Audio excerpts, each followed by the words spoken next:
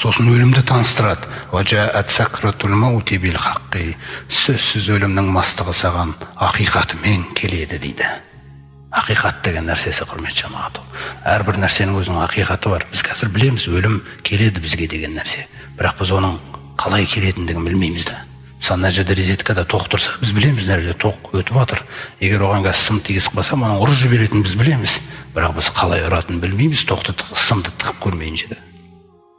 Әр нәрсе, сол өлім ақиқатымен келеді. Залика ма кунта минху тахид. Есіңде ме, сен осы ажалдан қашып жүрген едің ғой деп.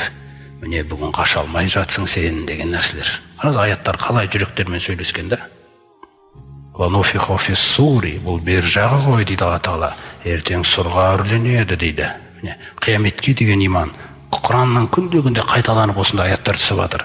Ертең сұрға үрленеді. Залика яумул вағид, ол сендерге ескертілген күн. Важаат куллу нафсин маха саиқун ва шахид. Әрбір жан ол күні, әрбір сахаба өзін ойлап жатыр, әрбір мұсылман, қараңыз. Әрбір жан ол күні келеді. Оның қасында оны айдап келетін періште болады дейді қабірінен. Және екі куәгер періштесі болады.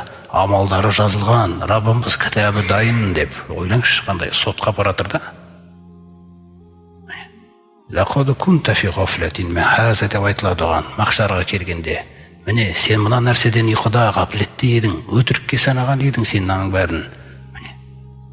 Факашафна анка ғитоака. Міне бүгін пердеңді аштық дейді. Махшарды нақты көріп тұрсың. Әне тозақ мысалы дегендей нәрселер. Міне, фабасарукал яума хадид. Көзің не деген өткіреді бүгін дейді. Бірақ иман пайда бермейді. Көріп тұр күлін нәрсені. Осындай аяттар, құрметті жамағат, бірінен соң бірі меккелік аяттардың барлығы Алла, ахирет, қиямет, есеп, кітап оң жақтан, сол жақтан. Одан кейін мына дүниеге бір кіретті. Аспанға қарамадың ба, жұлдызға қарамадың ба, суыңа қарамадың ба, жұп-құп жараттық. Нығметтерді еске салады, қайтаран ақыретке кіріп кетеді. Тозақтың жағдайына бір кіреді, жәннаттың жағдайына бір кіреді.